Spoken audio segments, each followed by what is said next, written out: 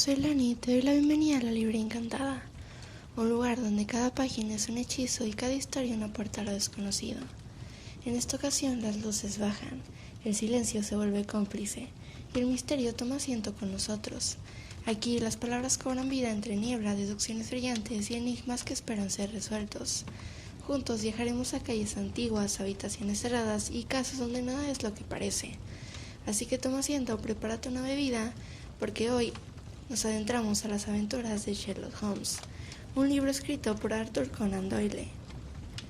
Capítulo 4. El misterio del Valle Boscombe. Una mañana estábamos sentados en el desayuno, mi mujer y yo, cuando la criada trajo un telegrama.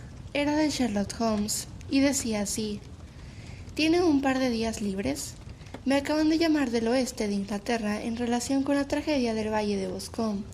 Estaré encantado de que venga conmigo. El aire y el pasaje son ideales. Salgo de Paddington a las 11:15. ¿Qué dices, cariño?, dijo mi esposa mirándome. ¿Vas a ir? Realmente no sé qué decir. Tengo una agenda bastante larga en este momento. Oh, Anstutter haría el trabajo por ti. Últimamente estás un poco pálido. Creo que el cambio te vendría bien. Y tú siempre estás tan interesado en los casos del señor Sherlock Holmes. Sería un desagradecido si no lo estuviera, viendo lo que he ganado con uno de ellos, contesté. Pero si voy a ir, debo hacer las maletas de inmediato, pues solo tengo media hora. Mi experiencia en la vida de los campamentos de Afganistán había tenido el menos efecto de convertirme en un viajero rápido y preparado. Mis necesidades eran pocas y sencillas, de modo que en menos del tiempo indicado estaba en un taxi con mi maleta partiendo hacia la estación de Paddington. Sherlock Holmes se paseaba por el andén, con su figura alta y enjuta figura, aún más enjunta y alta por su larga capa de viaje gris y su gorra de tela ajustada. «Es muy bueno que haya venido, Watson», dijo. «Es una diferencia considerable para mí tener a alguien conmigo en quien pueda confiar plenamente. La ayuda local siempre es inútil o parcial. Si se queda con los 2 asientos de las esquinas, compraré los billetes». Teníamos el vagón para nosotros solos, salvo por una inmensa cantidad de papeles que Holmes había traído consigo. Entre ellos rebuscó y leyó, con intervalos para tomar notas y meditar, hasta que pasamos por Reading. Entonces, de repente, lo hizo todos en una gigantesca bola y los arrojó a la estantería.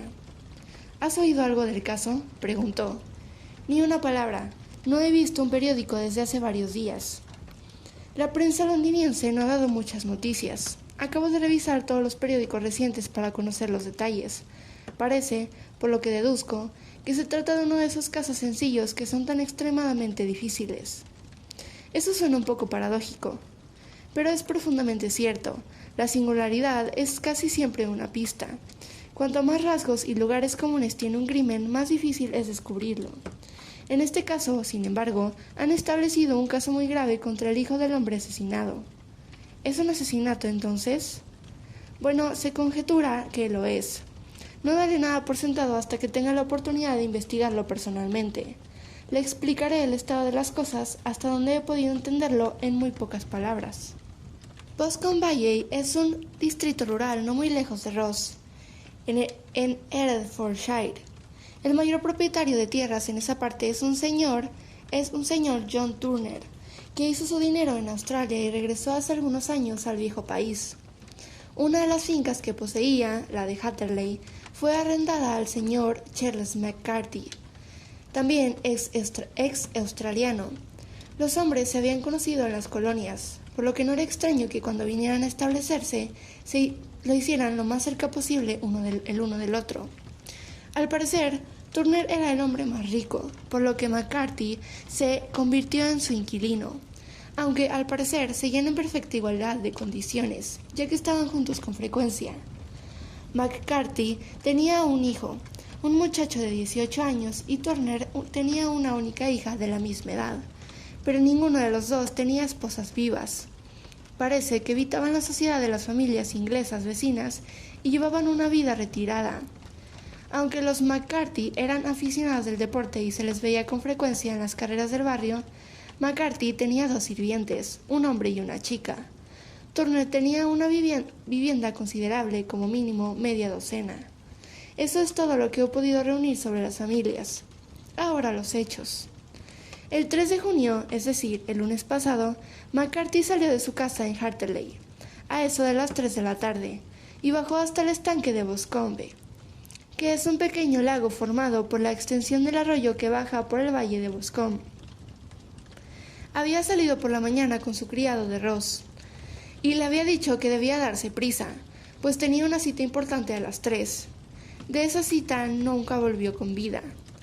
Desde la granja Hatterley hasta el estanque de Boscombe hay un cuarto de milla, y 2 personas lo vieron pasar por este terreno. Una era una anciana cuyo nombre no se menciona, y la otra era William Crowther, un guardabosques al servicio del señor Turner. Ambos testigos declaran que el señor McCarthy caminaba solo. El guardabosques añade que los pocos minutos de ver pasar al señor McCarthy había visto a su hijo, el señor James McCarthy, ir a la misma dirección con una pistola bajo el brazo. En su opinión, el padre estaba a la vista en ese momento, y el hijo le seguía. No pensó más en el asunto hasta que se enteró por la noche de la tragedia que había ocurrido. Los 2 McCarthys fueron vistos después del momento en el que William Crowther, el guardabosques, los perdió de vista. El estanque de Boscombe está densamente arbolado, con solo una franja de hierba y juncos alrededor de la orilla. Una niña de 14 años, Patience Moran, hija del guardián de la finca del valle de Boscombe, estaba en uno de los bosques recogiendo flores. Afirma que, mientras estaba allí, vio, en el límite del bosque, cerca del lago, al señor McCarthy y a su hijo, y que al parecer parecían tener una violenta pelea. Oyó que el señor McCarthy, el mayor, se dirigía a su hijo con palabras muy fuertes, y vio que éste levantaba la mano como si fuera a golpear a su padre. Estaba tan asustado por su violencia que salió corriendo, y le dijo a su madre al llegar a casa que habían dejado a los McCarthy discutiendo cerca de los estanques de Boscombe, y que temía que fueran a pelearse.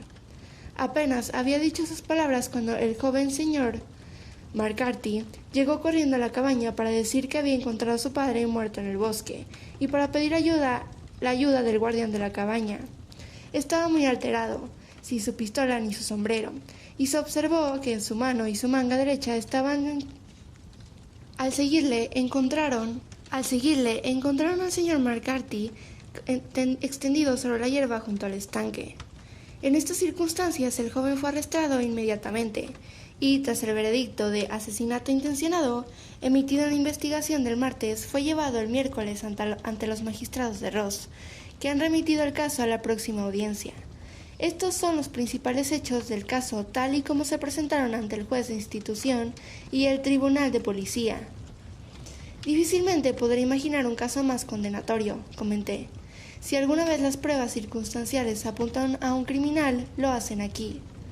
Las pruebas circunstanciales son algo muy complicado, respondió Holmes, pensativo. Puede parecer que apuntan directamente a una cosa, pero si cambias un poco tu propio punto de vista, puedes encontrar que apuntan de manera igualmente impecable a algo completamente diferente. Hay que confesar, sin embargo, que el caso parece muy grave contra el joven, y es muy posible que sea realmente el culpable. Sin embargo, hay varias personas en la vecindad, y entre ellas la señorita Turner, la hija del terrateniente vecino, que creen que en su inocencia y que han contratado a Lestrade, a quien recordarán en relación con el estudio en escarlata, para que resuelva el caso en su interés. Lestrade, bastante desconcertado, me ha remitido el caso, y de ahí que 2 caballeros de mediana edad estén volando hacia el oeste a 80 kilómetros por hora en lugar de digerir tranquilamente su desayuno en casa.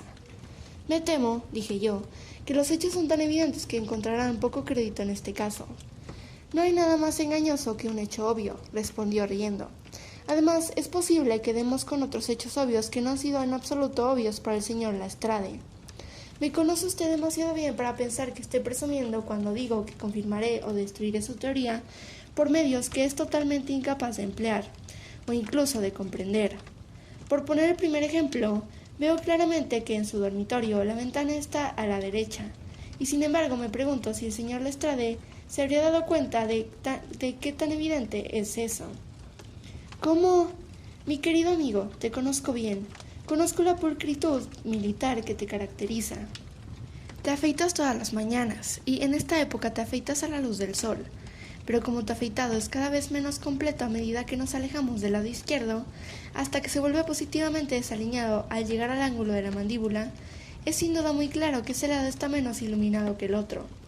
No podré imaginar a un hombre de sus hábitos mirándose a sí mismo bajo una luz igual y estando satisfecho con tal resultado.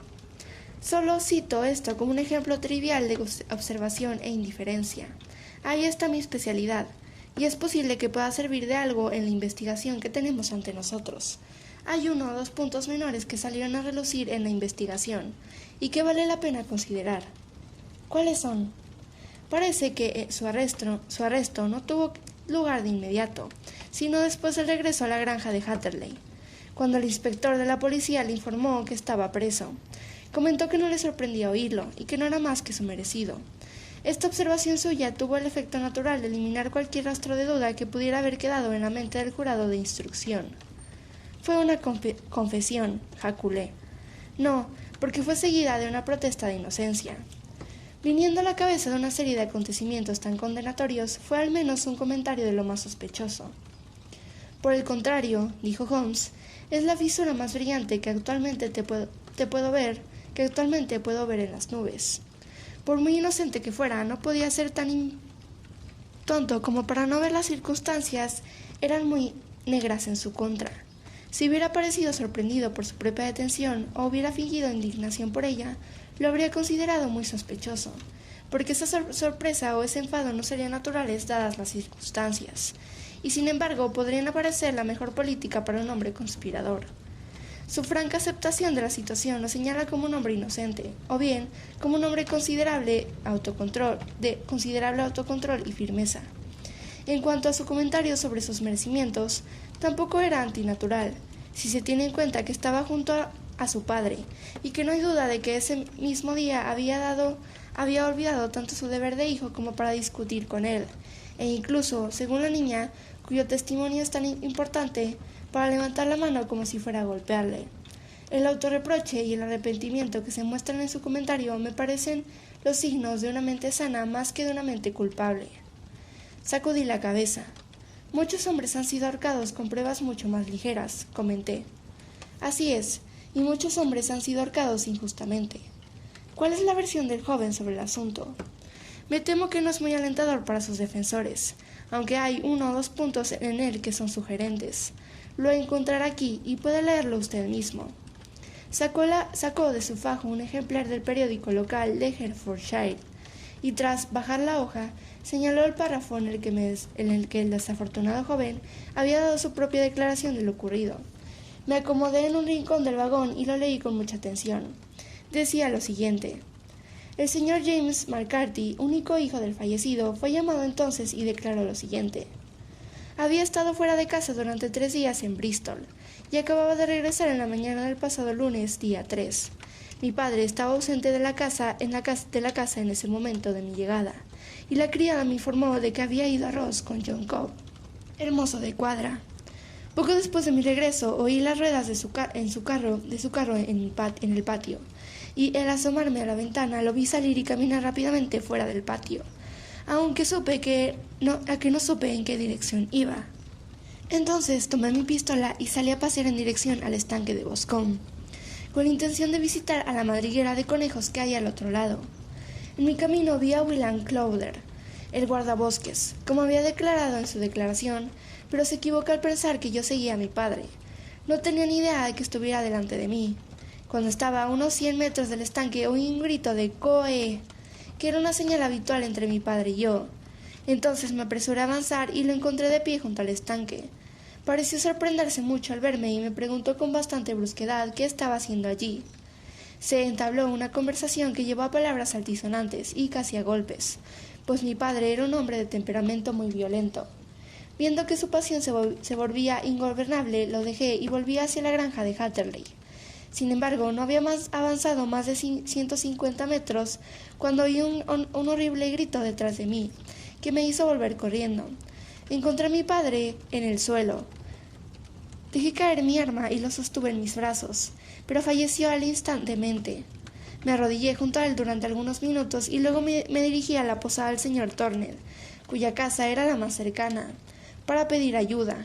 No había nadie cerca de mi padre cuando regresé y no tenía idea de cómo llegó a sus heridas. No era un hombre popular, ya que era un poco frío y de carácter reservado, pero, por lo que sé, no tenía enemigos activos. No sé nada más del asunto. El juez de instrucción. ¿Su padre le hizo alguna declaración antes de morir? Testigo. Murmuró algunas palabras, pero solo pude captar alguna alusión a una rata. El juez de instrucción. ¿Qué entendió usted por eso? Testigo. No me transmitió ningún significado. Pensé que estaba delirando. El juez de instrucción. ¿Cuál fue el motivo por el que usted y su padre tuvieron esta última discusión? Testigo. Preferiría no responder. El juez de instrucción. Me temo que debo insistir. Testigo. Es realmente imposible para mí decirle. Puedo asegurarle que no tiene nada que ver con la triste tragedia que siguió. El juez de instrucción. Eso lo debe decir en el tribunal. No hace falta que le diga que su negativa a responder perjudicará considerablemente su caso en cualquier procedimiento futuro que pueda seguir. Testigo. Aún así debo negarme. El juez de instrucción. Entiendo que el grito de Coe era una señal común entre ustedes. ¿Y su padre? Testigo. Lo era. El juez de instrucción. ¿Cómo fue entonces que lo pronunció antes de verlo usted y antes incluso de saber que habría regresado de Bristol? Testigo, con considerable confusión. No lo sé. Un miembro del jurado. ¿No vio nada que despertar sus sospechas cuando regresó al oír el grito y encontró a su padre herido? Testigo. Nada en concreto. El juez de instrucción. ¿Qué quiere decir? Testigo. Estaba tan perturbado y excitado mientras corría hacia el exterior que no podía pensar en nada más que en mi padre. Sin embargo, tengo la vaga impresión de que mientras corría hacia adelante, algo yacía en el suelo a mi izquierda. Me pareció que era algo de color gris, una especie de abrigo o una tela escocesa tal vez. Cuando me levanté de mi padre, miré a mi alrededor para encontrarlo, pero ya no estaba. ¿Quieres decir que desapareció antes de que fueras a pedir ayuda? Sí, ya no estaba. ¿No puedes decir qué era? Tenía la sensación de que había algo allí. ¿A qué distancia del cuerpo? 12 de metros más o menos. ¿Y a qué distancia del borde del bosque? Más o menos lo mismo. Entonces, si fue retirado mientras usted estaba a menos de 12 de metros de él. Sí, pero de espaldas a él. Con esto concluyó el interrogatorio del testigo. Veo, dijo mientras echaba un vistazo a la columna, que el juez de instrucción en sus observaciones finales fue bastante severo con el joven McCarthy. Llama la atención, y con razón, sobre la discrepancia acerca de su padre, le hizo señales antes de verlo, también sobre su negativa a dar detalles de la conversación con su padre, y su singular relato de las últimas palabras de su padre. Todo ello, como él mismo señala, está muy en contra del hijo. Holmes se rió suavemente para sí mismo y se estiró en el asiento acolchado. Tanto usted como el juez de instrucción se han esforzado mucho, dijo, en señalar los puntos más sólidos en contra del joven. ¿No ve que le atribuyen por mucha y poca imaginación? Muy poca, si no puedo inventar un motivo de disputa que le diera la simpatía del jurado. Demasiada, si sacó de su propia conciencia interior algo tan exagerado como una referencia moribunda a una rata, y el incidente del paño que se desvanece. No, señor, abordaré este caso desde el punto de vista de que lo que dice este joven es cierto, y veremos a dónde nos lleva esta hipótesis. Y ahora, aquí está mi libro de Petrarca del bolsillo, y no diré ni una palabra más de este caso, hasta que estemos en la escena de la acción. Almorzamos en Simnor, y veo que estaremos allí en 20 minutos. Eran las casi 4 cuando por fin, después de atravesar el hermoso valle de Stroud y el ancho y brillante Severn, nos encontramos en la pequeña y bonita ciudad de Ross. Un hombre delgado y con aspecto durón, furtivo y astuto, nos esperaba en el andén. A pesar del guardapolvo marrón claro y las polainas de cuero que llevaba en deferencia a su entorno rústico, no me resultó difícil reconocer a Lestrade, a Scotland Yard. Con él nos dirigimos a Hereford Arms, donde ya nos habían reservado una habitación. He pedido un carruaje, dijo Lestrade mientras nos sentábamos a tomar una taza de té. Sabía de su carácter enérgico y que no estaría contento hasta que no hubiera estado en la escena del crimen. Fue muy amable y elogioso por su parte, respondió Holmes. Es totalmente una cuestión de presión atmosférica. Lestrade pareció sorprendido. No lo entiendo del todo, dijo. ¿Qué tal está el vaso? 29, por lo que veo. No hay ni viento ni una nube en el cielo. Tengo aquí una caja de cigarrillos que hay que fumar, y el sofá es muy superior a la habitual abominación de los hoteles de campo. No creo que sea probable que utilice el carruaje esta noche. Lestrade rió con indulgencia. Sin duda, ya ha sacado usted conclusiones de los periódicos, dijo. El caso es tan claro como una pica y cuanto más se profundiza en él, más claro resulta. Sin embargo, no se puede rechazar a una dama y además muy decidida. Ella ha oído hablar de usted y quiere saber su opinión, aunque le he repetido que no hay nada que usted pueda hacer que yo no haya hecho ya. Bendita sea, aquí está su carruaje en la puerta. Apenas había hablado cuando entró corriendo en la habitación una de las jóvenes más encantadoras que he visto en mi vida. Sus ojos violetas brillaban, sus labios entreabrieron. Un rubor rosado en sus mejillas, todo pensamiento de su natural discreción se perdió en su abrumadora excitación y preocupación. «Oh, señor Sherlock Holmes», gritó, mirando de uno a uno de nosotros, y finalmente, con la rápida intuición de una mujer, se fijó en mi compañero. «Me alegro mucho de que haya venido. He venido hasta aquí para decírtelo. Sé que James no lo hizo, lo sé, y quiero que empieces tu trabajo sabiéndolo bien. Nunca te permitas dudar sobre este punto. Nos conocemos desde que éramos niños, y conozco sus defectos como nadie, pero tiene un corazón demasiado tierno para herir una mosca. Tal acusación es absurda para cualquiera que lo conozca realmente. Espero que podamos exculparlo, señorita Turner, dijo el señor Sherlock Holmes. Puedo confiar en que haré todo lo que pueda. Pero usted ha leído las pruebas. ¿Ha llegado a alguna conclusión? No veo alguna laguna, algún defecto. ¿No cree usted que es inocente? Creo que es muy probable. Ya está, gritó ella, echando la cabeza hacia atrás y mirando desafiantemente a Lestrade. Oye, me da esperanzas. Lestrade se encogió de hombros. Me temo que mi colega se ha apresurado a sacar conclusiones, dijo. Pero tiene razón, sé que tiene razón. James nunca lo hizo, y en cuanto a la disputa con su padre, estoy seguro de que la razón por la que lo hizo hablar de ello al juez de instrucción fue porque yo estaba implicado en ella. ¿En qué sentido?, preguntó Holmes. No es momento de ocultar nada. James y su padre tuvieron muchos desacuerdos sobre mí. El señor McCarthy estaba muy ansioso porque hubiera un matrimonio entre nosotros. James y yo siempre nos hemos querido como un hermano y hermana, pero por supuesto él es joven y ha visto muy poco de la vida todavía. Y, bueno, naturalmente no deseaba hacer algo así todavía, así que hubo peleas, y esta, estoy seguro, fue una de ellas. ¿Y su padre?, preguntó Holmes. ¿Estaba a favor de esa unión? No, también era reacio a ella. Solo el señor McCarthy estaba a favor. Un rápido rubor recorrió su joven y fresco rostro cuando Holmes le lanzó una de sus agudas e inquisitivas miradas. «Gracias por esta información», dijo él. «¿Puedo ver a su padre si voy mañana?» «Me temo que el médico no lo permitirá». ¿El médico? Sí, ¿no te has enterado? El pobre padre nunca ha estado fuerte desde hace años, pero esto le ha destrozado por completo. Se ha metido en la cama y el doctor Willows dice que está hecho polvo y que su sistema nervioso está destrozado. El señor McCarthy era el único hombre vivo que había conocido a papá en los viejos tiempos en Victoria. ¡Ja! En Victoria. Eso es importante. Sí, en las minas. Exactamente, en las minas de oro, donde, según tengo entendido, el señor Turner hizo su dinero. Sí, ciertamente. Gracias, señorita Turner.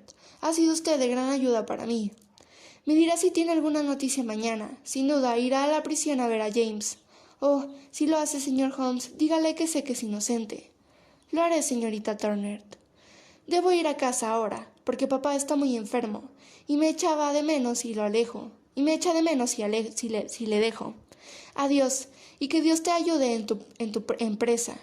Salió de la habitación tan impulsivamente como había entrado, y oímos las ruedas de su carruaje traquetear calle abajo.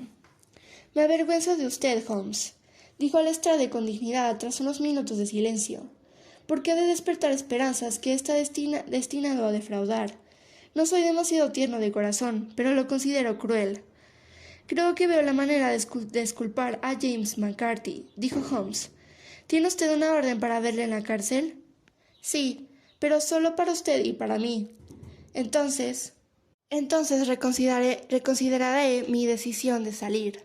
¿Tenemos aún tiempo para tomar un tren a Hereford y verlo esta noche? De sobra. Entonces hagámoslo. Watson, me temo que te parecerá muy lento, pero solo estaré fuera un par de horas. Bajé con ellos a la estación, y luego deambulé por las calles de la pequeña ciudad, regresando finalmente al hotel, donde me tumbé en el sofá y traté de interesarme por una novela de lomo amarillo. Sin embargo, la insignificante trama de la historia era tan escasa en comparación con el profundo misterio con el que andábamos a tientas, y mi intención se desviaba tanto como continuamente de la acción a los hechos, que al final lo arrojé al otro lado de la habitación y me entregué por completo a la consideración de los acontecimientos del día. Supongo que la historia de este infeliz joven fuera absolutamente cierta. Qué cosa infernal, qué calamidad absolutamente imprevista y extraordinaria pudo haber ocurrido entre el momento en el que se separó de su padre y el momento en que, arrastrado por sus gritos, se precipitó en el claro.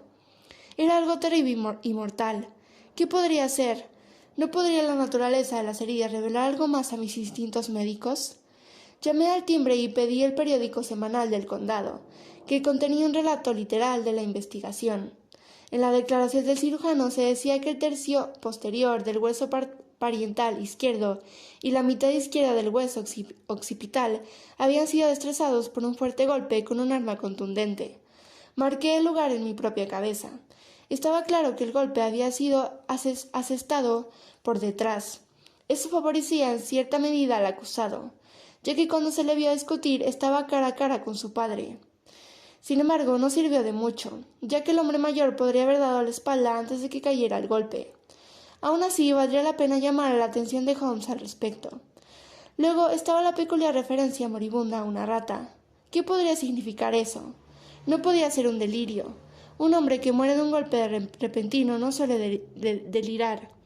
No era más probable que fuera un intento de explicar cómo encontró su destino. ¿Pero qué podría indicar?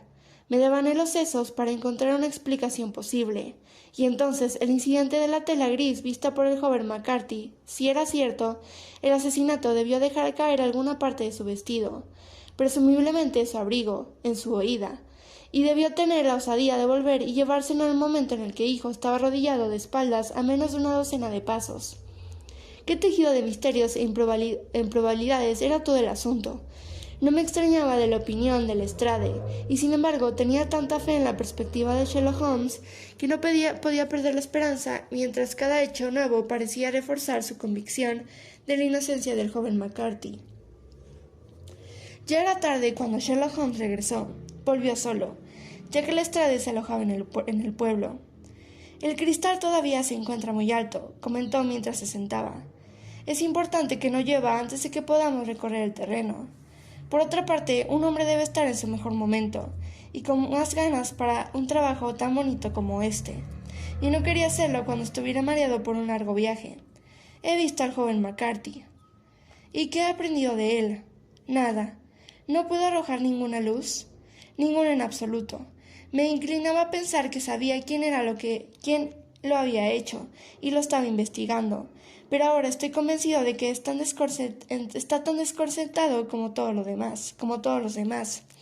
No es un joven muy inteligente, aunque de aspecto agradable, y creo sano de corazón. No puedo admirar su gusto, comenté. Si es un cierto el hecho que era un reacio a un matrimonio con una joven tan encantadora como esta señorita Turner.